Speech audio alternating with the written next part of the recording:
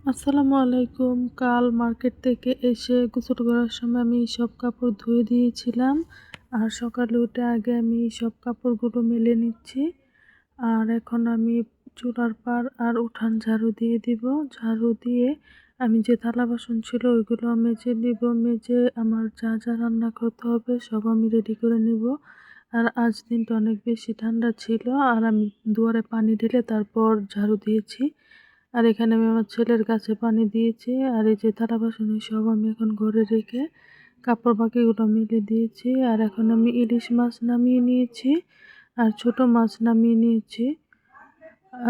এখন আমি সবজিগুলো সব কেটে রেডি করে রেখেছিলাম। রেখে আগে আমি আমার ছেলেকে চা রুটি খাইয়ে এসেছি।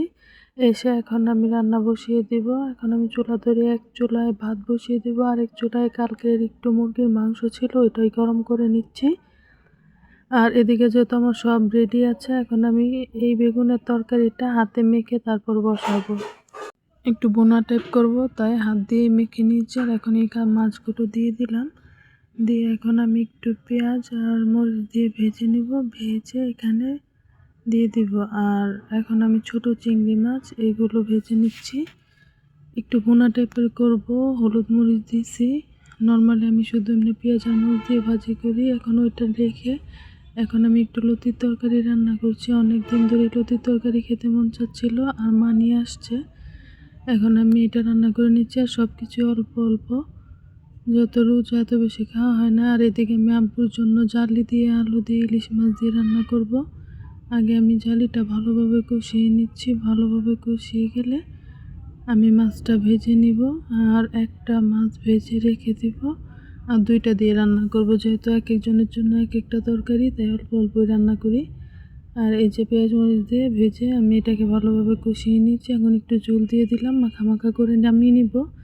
আর এই পাশে আমার জালির তরকারিটা হয়ে আসছে কষানো। এখন আমি মাছগুলো দিয়ে আর অল্প একটু কষিয়ে পানি দিয়ে দেব। আর বেগুনের তরকারি হয়ে গেছে। আমি একটু গরম পানি দিয়ে দিয়েছি আমার ছেলেকে গোসল করানোর জন্য। এখন আমি সবগুলো ঢেকে রেখে দিব। রান্না করার সময় রান্না করে করে আনে শুধু টেবিলে রেখে দিই। আর এখন আমি ঢেকে রেখে গোসল করতে চলে যাব। গোসল করে আমার ছেলেকে খাইয়ে এসে দেখি একটা ছেলে মাছ নিয়ে আসছে। এই মাছগুলো কাটতে কাটতে আমার অনেক সময় লেগে গেছে। এখন ফ্রিজে রেখে আমি ইফতারি রেডি করবো। আল্লাহ।